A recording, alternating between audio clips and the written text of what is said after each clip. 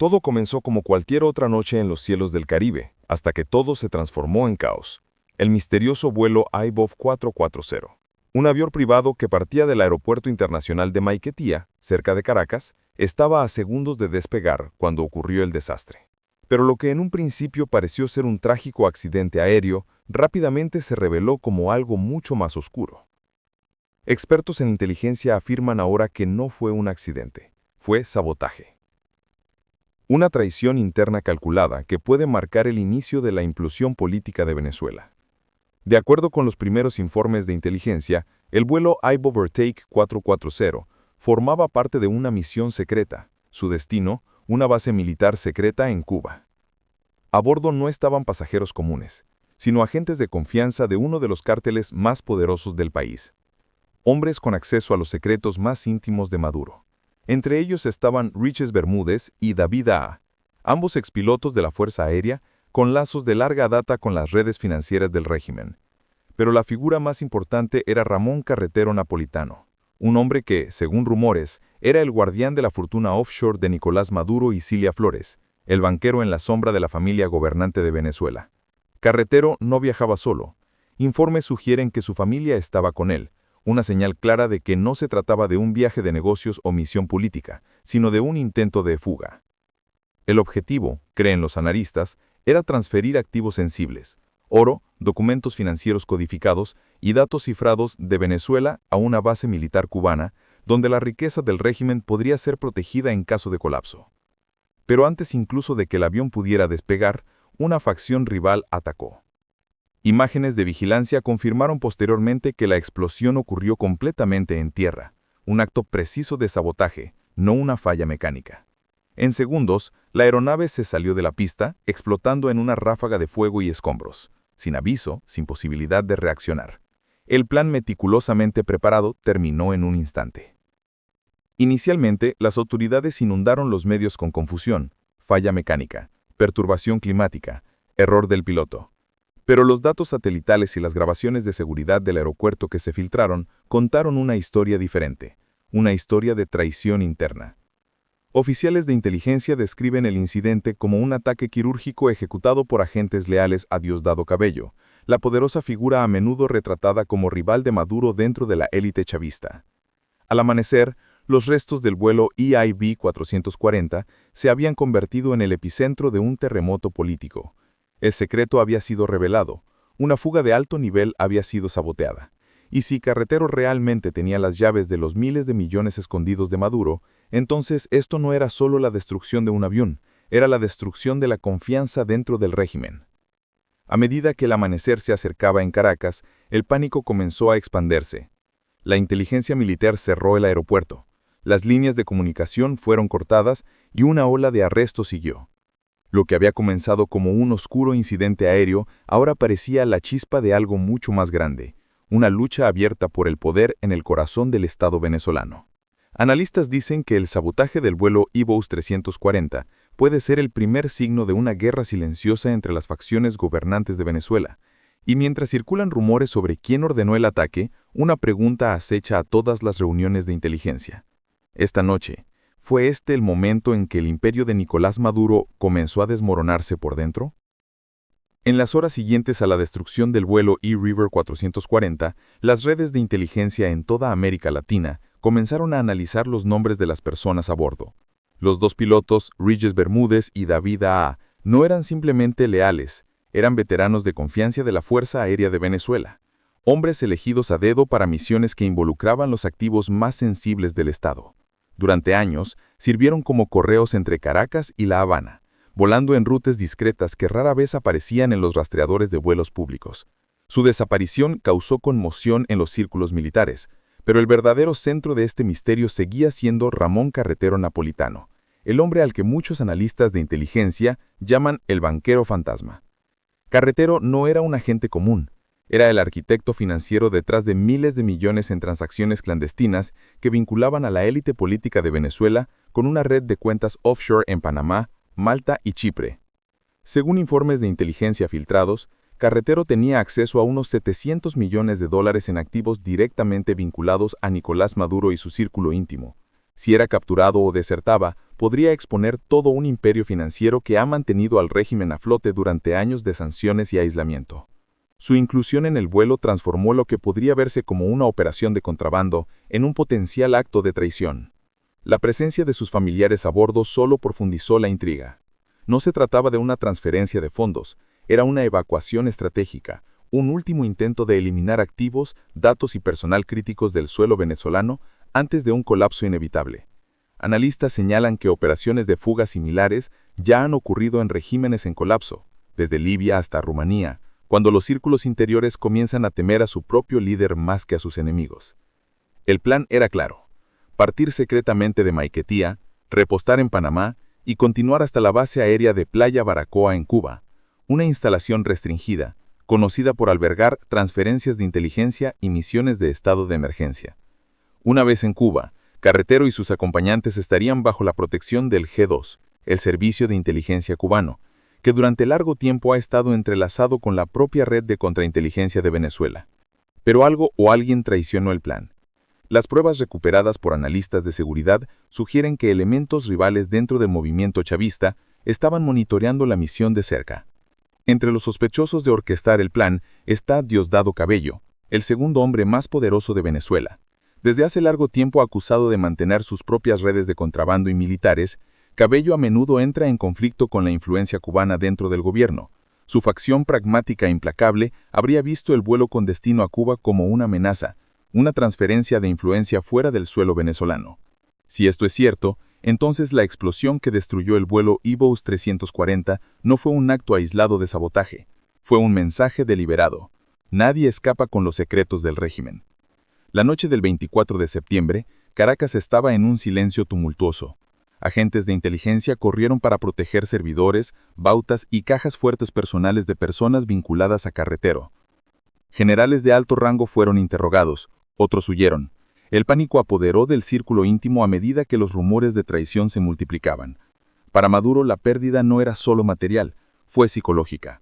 Uno de sus guardianes más confiables de riqueza e información se había ido, y posiblemente eliminado por manos que antes eran leales a la misma revolución. La fuga que tenía como objetivo preservar su poder, ahora simbolizaba su desmoronamiento. A medida que el zumo se disipaba sobre la pista de Maiquetía, una reconocedora aterradora comenzó a tomar forma. Si los propios pilotos y banteros del régimen ya no estaban seguros, entonces, ¿quién en Venezuela realmente lo estaba? A la mañana siguiente de la explosión, los círculos de inteligencia venezolanos estaban en alerta máxima. Lo que se había disfrazado como un solo acto de sabotaje, ahora parecía ser parte de una conspiración mucho más grande, nacida de dentro del mismo régimen. Fuentes de alto nivel describieron una batalla silenciosa entre dos centros de poder: los partidarios de Maduro alineados con Cuba y la facción nacionalista vinculada a Diosdado Cabello, a quien muchos consideran el general en la sombra de Caracas. La destrucción del vuelo EVOS 340 no fue una mera falla técnica, fue un disparo de advertencia en una guerra civil que todavía no había sido declarada. El destino de la aeronave, la base militar de Playa Baracoa en Cuba, reveló la dimensión de la misión. Analistas de inteligencia confirmaron que el avión portaba no solo pasajeros, sino también contenedores con discos duros cifrados, reservas de oro y autorizaciones firmadas que podrían exponer vastas cuentas offshore vinculadas a la familia Maduro Flores. Era una tabla de salvación para un régimen que se preparaba para el colapso, una operación de contingencia destinada a asegurar los últimos activos antes de una intervención extranjera o un golpe interno. Rival Pero consciente la facción de cada movimiento atacó primero. Los investigadores creen que el sabotaje fue orquestado por un equipo coordinado dentro del aeropuerto de Maiquetía. Profesionales que conocían las especificaciones técnicas de la aeronave y el tiempo exacto. Una explosión desactivó los sistemas hidráulicos durante el despegue, forzando al avión a derrapar y prenderse fuego. Expertos confirmaron posteriormente que la explosión provino de debajo del punto de acceso a la pista, y no de dentro del jet, un nivel de precisión posible solo con conocimiento y acceso de nivel militar. El nombre de Cabello surgió casi inmediatamente.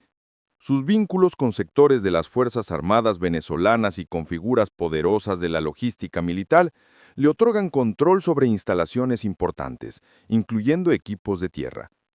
Analistas sospechan que su facción quería impedir el creciente dominio de Cuba sobre las decisiones de Maduro.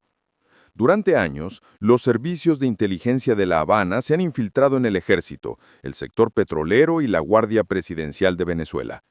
La transferencia secreta de activos a Cuba, liderada por Carretero, representaba no solo una fuga, representaba una rendición de la soberanía.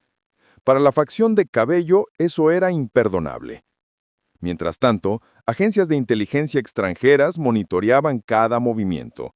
Aviones de vigilancia de la CIA, incluyendo los jets de reconocimiento RC-135, habían estado mapeando los corredores aéreos venezolanos durante semanas. Fuentes cercanas a las redes de defensa estadounidenses afirman que los Estados Unidos estaban conscientes del vuelo planeado y no tenían intención de permitir cualquier transferencia significativa de riqueza o datos a Cuba. El escenario estaba listo para un enfrentamiento de varios lados, traición interna y presión internacional, convergiendo en una noche de caos. Dentro del Palacio de Miraflores, la reacción de Maduro rozó la histeria. Informes filtrados por canales diplomáticos lo describen gritando con generales, acusándolos de traición y ordenando arrestos masivos en todos los comandos aéreos militares. El presidente, antes confiado en su círculo íntimo, ahora veía enemigos por todas partes, incluso entre aquellos encargados de proteger su vida. Con el paso de las horas, una cosa se hizo innegable.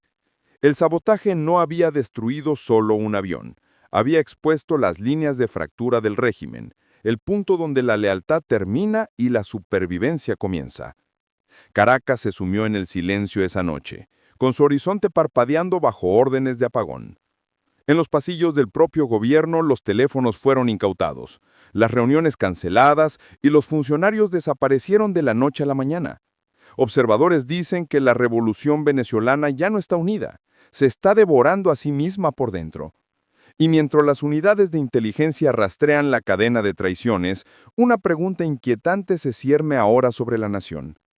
¿Quién será el próximo objetivo y hasta dónde llegarán las facciones para eliminar a sus rivales? A medida que el humo de la pista de Maiquetía se disipaba, los acontecimientos se desarrollaban a una velocidad alarmante. Satélites extranjeros registraron el aumento de la actividad a lo largo de la costa venezolana, mientras que los barridos de radar confirmaron la presencia de buques de la Armada de los Estados Unidos reposicionándose en el Caribe. Periodistas de inteligencia alertaron que el cerco se estaba cerrando alrededor de Nicolás Maduro, no solo por dentro, sino también por fuera. La fuga fallida de Carretero desató lo que los expertos ahora llaman la fase final de contención. Varios informes confirmaron que un bloqueo de la Armada de los Estados Unidos ya estaba tomando forma. Buques de guerra del Comando Sur patrullaban las aproximaciones marítimas a Venezuela, estableciendo lo que los observadores militares describen como una cuarentena marítima. Simultáneamente, cazas stealth F-35 estadounidenses comenzaron a hacer patrullas de vigilancia cerca del espacio aéreo del país, creando una pared invisible que hacía cualquier vuelo no autorizado prácticamente suicida. Una zona de exclusión aérea limitada que se extendía desde Puerto Rico hasta la costa venezolana estaba bajo vigilancia continua. Analistas dicen que en el centro de esta operación había un único mensaje: nadie sale y nada escapa. El sabotaje del vuelo IGB-30 demostró que personas importantes ya estaban intentando transferir recursos al exterior. Washington, de acuerdo con briefings de defensa, decidió cerrar todas las rutas posibles, terrestres, aéreas y marítimas. Mientras tanto, una guerra psicológica comenzó a desarrollarse en Caracas. Filtraciones de información sugirieron que el buque de la Armada de los Estados Unidos, el SMS Watkins, frecuentemente utilizado como plataforma de detención flotante, había pasado por el Canal de Panamá solo unos días antes. El simple rumor causó pánico en los más altos escalones del poder. En reuniones confidenciales, generales susurraban que la presencia del barco era una señal. La comunidad internacional se estaba preparando para la rendición del régimen. Dentro del Palacio Presidencial, testigos describen a Nicolás Maduro como visiblemente deteriorado.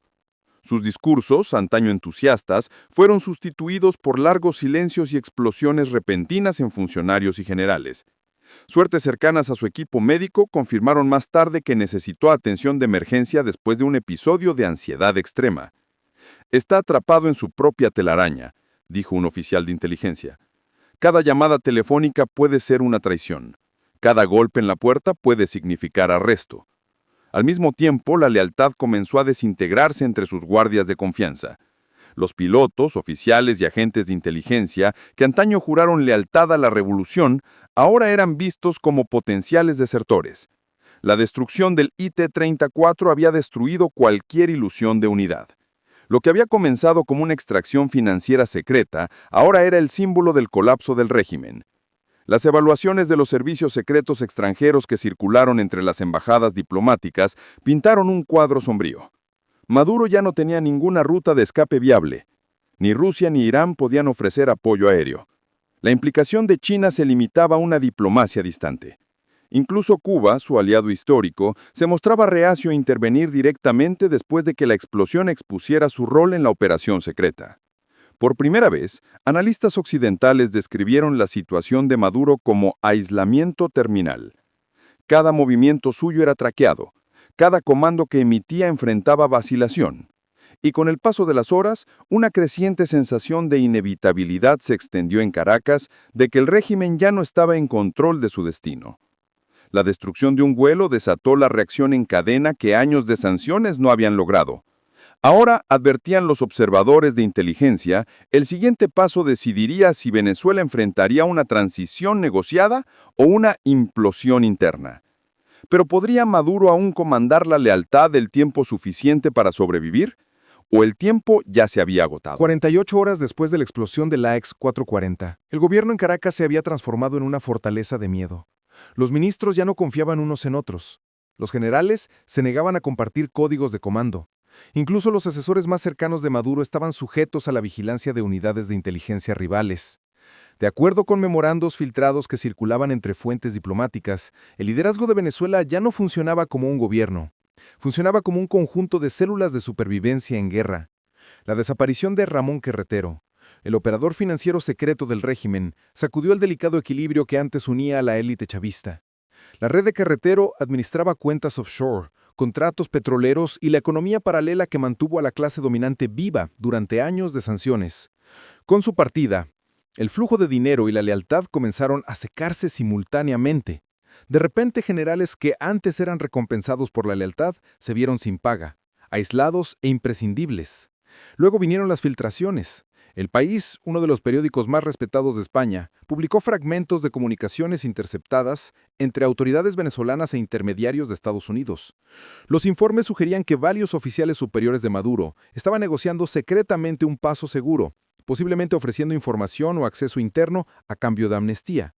La revelación detonó como una bomba dentro del palacio. La paranoia de Maduro se transformó en furia. Acusó a miembros de su gabinete de traición y ordenó una campaña de purificación. Dentro de los servicios de seguridad, una purga silenciosa destinada a reafirmar el control. Pero las purgas rara vez restauran el poder, solo exponen la debilidad. Al final de esa semana, al menos 15 oficiales habían desaparecido de la vista del público. Puestos de control militares surgieron por toda Caracas y varios barrios cercanos a Miraflores fueron puestos bajo toque de queda. Sin embargo, nada de esto impidió el pánico.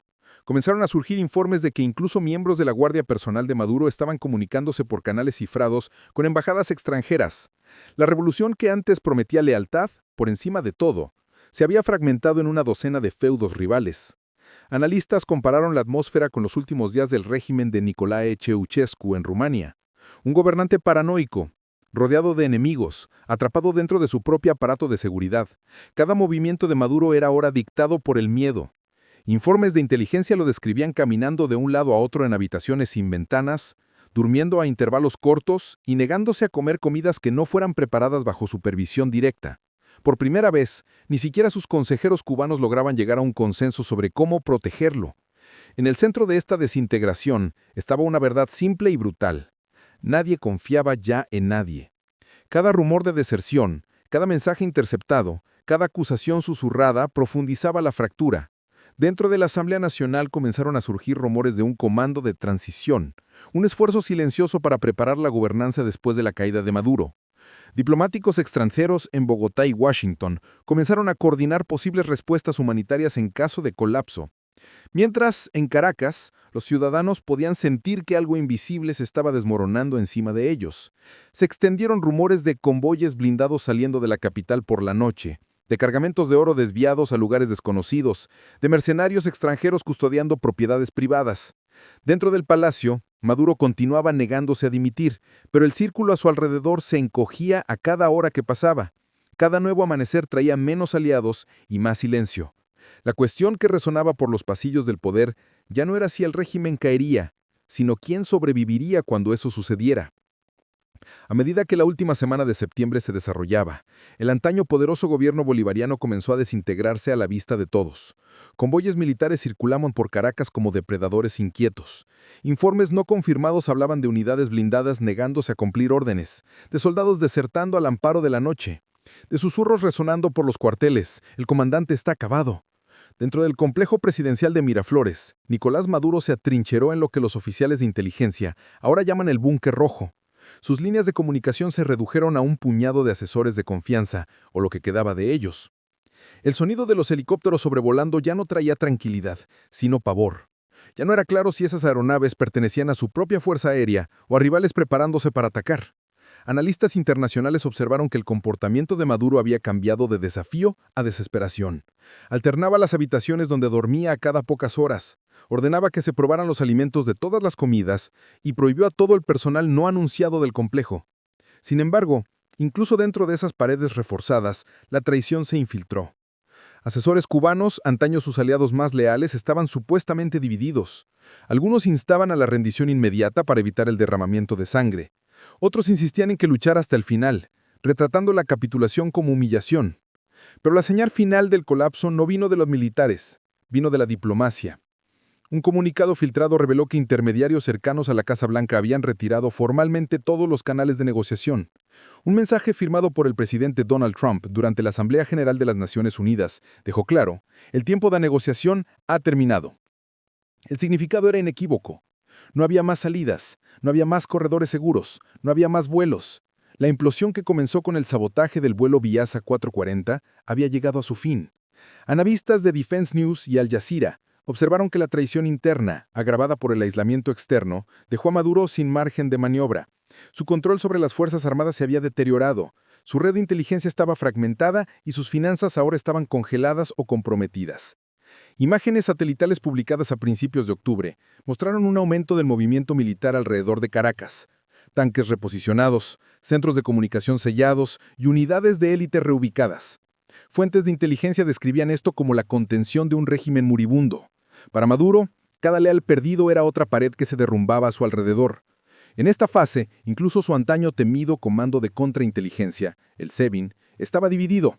Algunos oficiales estaban supuestamente buscando asilo a través de canales diplomáticos, mientras que otros comenzaron a negociar directamente con enviados de los Estados Unidos desde Colombia. El último recurso del presidente era, según rumores, una fuga subterránea por la frontera occidental, una ruta que los expertos en inteligencia consideraban imposible dada la vigilancia actual. La imagen antaño imponente de Nicolás Maduro, el hombre que afirmaba haber heredado la revolución de Hugo Chávez, se había convertido en una sombra fantasmal en un búnker. La revolución que prometía control eterno se había transformado en un asedio. El imperio se estaba desmoronando no por invasión, sino bajo su propio peso de engaño, corrupción y miedo. Y mientras el amanecer despuntaba sobre una Caracas silenciosa, el mundo esperaba una respuesta. ¿Se rendirá Maduro o Venezuela arderá con él?